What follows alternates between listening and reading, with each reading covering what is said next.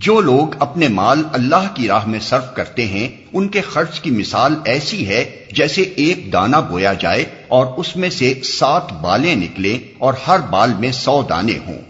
اسی طرح اللہ جس کے عمل کو چاہتا ہے افزونی عطا فرماتا ہے، وہ فراخ دست بھی ہے اور علیم بھی۔ جو لوگ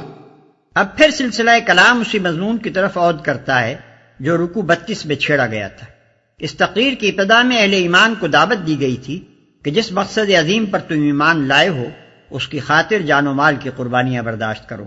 مگر کوئی گروہ جب تک کہ اس کا معاشی نقطہ نظر بالکل ہی تبدیل نہ ہو جائے اس بات پر آمادہ نہیں کیا جا سکتا کہ وہ اپنی ذاتی یا قومی اغراض سے بالاتر ہو کر محض ایک اعلیٰ درجے کے اخلاقی مقصد کی خاطر اپنا مال بے دریغ صرف کرنے لگے۔ مادہ پرست لوگ جو پیسہ کمانے کے لیے جیتے ہوں اور پیسے پر جان دیتے ہوں اور جن کی نگاہ ہر وقت نفع و نقصان کی میزان ہی پر جمی رہتی ہو، کبھی اس قابل نہیں ہو سکتے کہ مقاصد عالیہ کے لیے کچھ کر سکیں۔ وہ بظاہر اخلاقی مقاصد کے لیے کچھ خرچ کرتے بھی ہیں تو پہلے اپنی ذات یا اپنی برادری یا اپنی قوم کے مادی منافع کا حساب لگا لیتے ہیں۔ اس ذہنیت کے ساتھ اس دین کی راہ پر انسان ایک قدم بھی نہیں چل سکتا جس کا مطالبہ یہ ہے کہ دنیاوی فائدے اور نقصان سے بے پرواہ ہو کر محض اللہ کا کلمہ بلند کرنے کے لیے اپنا وقت، اپنی قوتیں اور اپنی کمائیاں خرچ کرو۔ ایسے مسلک کی پیروی کے لیے تو دوسری ہی قسم کے اخلاقیات درکار ہیں۔ اس کے لیے نظر کی وسعت، حوصلے کی فراخی، دل کی کشادگی اور سب سے بڑھ کر خالص خدا طلبی کی ضرورت ہے، اور اجتماعی زندگی کے نظام میں ایسی تبدیلی کی ضرورت ہے کہ افراد کے اندر مادہ پرستانہ اخلاقیات کے بجائے یہ اخلاقی اوصاف نشو و نما پائیں۔ چنانچہ یہاں سے مسلسل 3 رکوعوں تک اسی ذہنیت کی تخلیق کے لیے ہدایات دی گئی ہیں۔ اپنے مال اللہ کی راہ میں صرف کرتے ہیں۔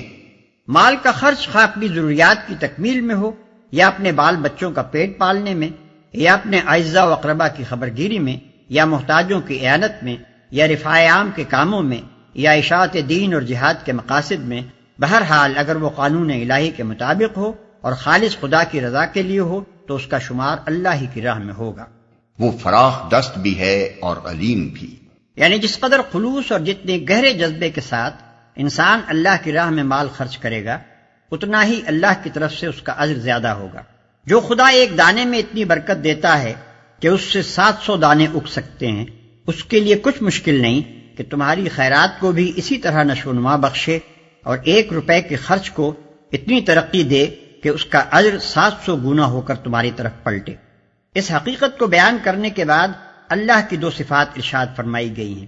ایک یہ کہ وہ فراخ دست ہے، اس کا ہاتھ تنگ نہیں ہے کہ تمہارا عمل فی الواقع جتنی ترقی اور جتنے اجر کا مستحق ہو وہ نہ دے سکے۔ دوسرے یہ کہ وہ علیم ہے، بے خبر نہیں ہے کہ جو کچھ تم خرچ کرتے ہو اور جس جذبے سے کرتے ہو اس سے وہ ناواقف رہ جائے اور تمہارا اجر مارا جائے۔ جو لوگ اپنے مال اللہ کی راہ میں خرچ کرتے ہیں اور خرچ کر کے پھر احسان نہیں جتاتے، نہ دکھ دیتے ہیں، ان کا اجر ان کے رب کے پاس ہے اور ان کے لیے کسی رنج اور خوف کا موقع نہیں۔ یعنی نہ تو ان کے لیے اس بات کا کوئی خطرہ ہے کہ ان کا اجر ضائع ہو جائے گا اور نہ کبھی یہ نوبت آئے گی کہ وہ اپنے اس خرچ پر پشیمان ہوں۔ ایک میٹھا بول اور کسی ناگوار بات پر ذرا سی چشم پوشی اس خیرات سے بہتر ہے جس کے پیچھے دکھ ہو۔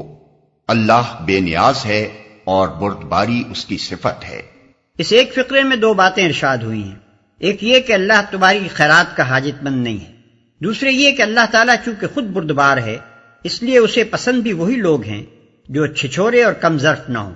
بلکہ فراخ حوصلہ اور بردبار ہوں۔ جو خدا تم پر زندگی کے اسباب و وسائل کا بے حساب فیضان کر رہا ہے اور تمہارے قصوروں کے باوجود تمہیں بار بار بخشتا ہے، وہ ایسے لوگوں کو کیوں کر پسند کر سکتا ہے جو کسی غریب کو ایک روٹی کھلا دے تو احسان جتا جتا کر اس کی عزت نفس کو خاک میں ملا دے۔ اسی بنا پر حدیث میں آتا ہے کہ اللہ تعالیٰ اس شخص کو قیامت کے روز شرف ہم کلامی اور نظر عنایت سے محروم رکھے گا جو اپنے عطیے پر احسان جتاتا ہو۔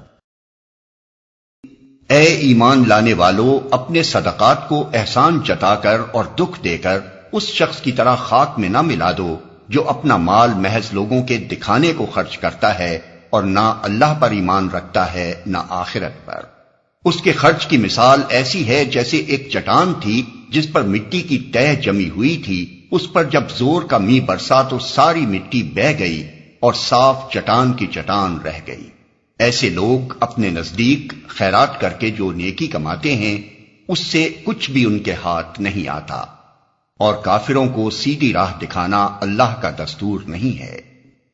اور نہ اللہ پر ایمان رکھتا ہے نہ آخرت پر۔ اس کی ریاکاری خود ہی اس بات کی دلیل ہے کہ وہ خدا اور آخرت پر یقین نہیں رکھتا۔ اس کا محض لوگوں کو دکھانے کے لیے عمل کرنا صریحاً یہ معنی رکھتا ہے کہ خلق ہی اس کی خدا ہے جس سے وہ اجر چاہتا ہے، اللہ سے نہ اس کو اجر کی توقع ہے اور نہ اسے یقین ہے کہ ایک روز اعمال کا حساب ہوگا اور اجر عطا کیے جائیں گے۔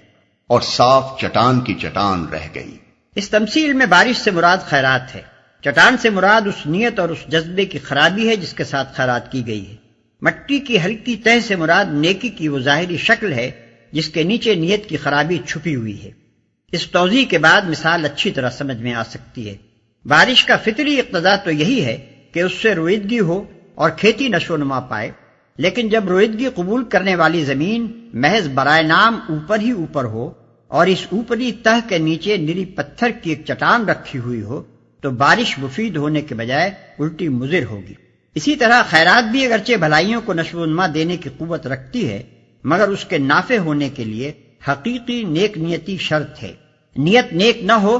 تو ابر کرم کا فیضان بجز اس کے کہ محض ضیاء مال ہے اور کچھ نہیں۔ اور کافروں کو سیدھی راہ دکھانا اللہ کا دستور نہیں ہے۔ یہاں کافر کا لفظ ناشکرے اور منکر نعمت کے معنی میں استعمال ہوا ہے۔ جو شخص اللہ کی دی ہوئی نعمت کو اس کی راہ میں اس کی رضا کے لیے خرچ کرنے کے بجائے خلق کی خوشنودی کے لیے صرف کرتا ہے، یا اگر خدا کی راہ میں کچھ مال دیتا بھی ہے تو اس کے ساتھ اذیت بھی دیتا ہے، وہ دراصل ناشکرا اور اپنے خدا کا احسان فراموش ہے،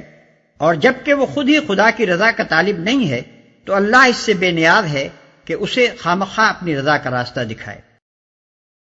بخلاف اس کے جو لوگ اپنے مال محض اللہ کی رضا جوئی کے لیے دل کے پورے ثبات و قرار کے ساتھ خرچ کرتے ہیں، ان کے خرچ کی مثال ایسی ہے جیسے کسی سطح مرتفع پر ایک باغ ہو، اگر زور کی بارش ہو جائے تو دگنا پھل لائے، اور اگر زور کی بارش نہ بھی ہو تو ایک ہلکی پھوار ہی اس کے لیے کافی ہو جائے۔ تم جو کچھ کرتے ہو سب اللہ کی نظر میں ہے، تو ایک ہلکی پھوار ہی اس کے لیے کافی ہو جائے۔ زور کی بارش سے مراد وہ خیرات ہے جو انتہائی جذبہ خیر اور کمال درجے کی نیک نیتی کے ساتھ کی جائے، اور ہلکی پھوار سے مراد ایسی خیرات ہے جس کے اندر جذبہ خیر کی شدت نہ ہو۔ کیا تم میں سے کوئی یہ پسند کرتا ہے کہ اس کے پاس ایک ہرا بھرا باغ ہو، نہروں سے سیراب، کھجوروں اور انگوروں اور ہر قسم کے پھلوں سے لدا ہوا، اور وہ عین اس وقت ایک تیز بگولے کی زد میں آ کر جھلس جائے جبکہ وہ خود بوڑھا ہو اور اس کے کم سن بچے ابھی کسی لائق نہ ہوں؟ اس طرح اللہ اپنی باتیں تمہارے سامنے بیان کرتا ہے، شاید کہ تم غور و فکر کرو۔ جبکہ وہ خود بوڑھا ہو اور اس کے کم سن بچے ابھی کسی لائق نہ ہوں۔ یعنی اگر تم یہ پسند نہیں کرتے کہ تمہاری عمر بھر کی کمائی ایک ایسے نازک موقع پر تباہ ہو جائے جبکہ تم اس سے فائدہ اٹھانے کے سب سے زیادہ محتاج ہو اور اثر نو کمائی کرنے کا موقع بھی نہ رہا ہو، تو یہ بات تم کیسے پسند کر رہے ہو کہ دنیا میں مدت العمر کام کرنے کے بعد آخرت کی زندگی میں تم اس طرح قدم رکھو کہ وہاں پہنچ کر یکایک تمہیں معلوم ہو کہ تمہارا پورا کارنامہ حیات یہاں کوئی قیمت نہیں رکھتا، جو کچھ تم نے دنیا کے لیے کمایا تھا وہ دنیا ہی میں رہ گیا، آخرت کے لیے کچھ کما کر لائے ہی نہیں کہ یہاں اس کے پھل کھا سکو، وہاں تمہیں اس کا کوئی موقع نہ ملے گا کہ اثر نو اب آخرت کے لیے کمائی کرو۔ آخرت کے لیے کام کرنے کا جو کچھ بھی موقع ہے اسی دنیا میں ہے۔ یہاں اگر تم آخرت کی فکر کیے بغیر ساری عمر دنیا ہی کی دھن میں لگے رہے اور اپنی تمام قوتیں اور کوششیں دنیاوی فائدے تلاش کرنے ہی میں کھپاتے رہے تو آفتاب زندگی کے غروب ہونے پر تمہاری حالت بعینہ ہی اس بڈھے کی طرح حسرت ناک ہوگی جس کی عمر بھر کی کمائی اور جس کی زندگی کا سہارا ایک باغ تھا، اور وہ باغ عین عالم پیری میں اس وقت جل گیا جبکہ نہ وہ خود نئے سرے سے باغ لگا سکتا ہے اور نہ اس کی اولاد ہی اس قابل ہے کہ اس کی مدد کر سکے۔